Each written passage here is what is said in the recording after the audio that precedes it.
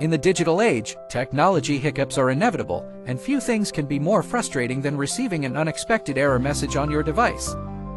For iPhone or iPad users, encountering the dreaded purchase could not be completed error while trying to complete a purchase can be particularly annoying. Thankfully, there are a series of practical steps to address this issue. To start, ensure that your device is connected to a stable internet source. A weak or unstable Wi-Fi connection is a frequent culprit behind unsuccessful purchase attempts. As a first step, try connecting your device to a different Wi-Fi network or use mobile data as an alternative. Occasionally, a quick reboot of your router can also improve network stability.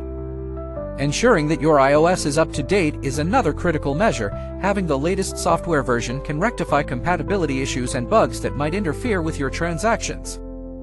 Navigate to Settings, select General, and then tap on Software Update. If there's an available update, proceed to install it and subsequently restart your device to apply the changes effectively.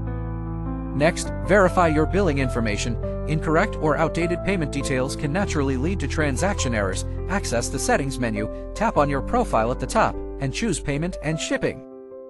Here, meticulously double-check your payment information and make necessary updates to ensure everything is current and accurate. Sometimes, a simple sign out and sign into your Apple ID can remedy persisting issues.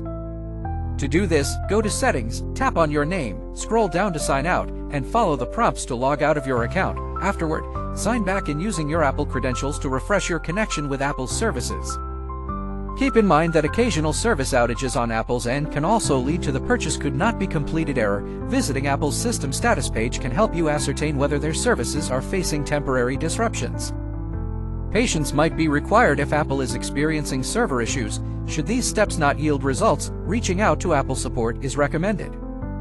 The support team can provide a detailed investigation into your account and offer personalized solutions. Contact them via the Apple Support app or their official website for comprehensive assistance.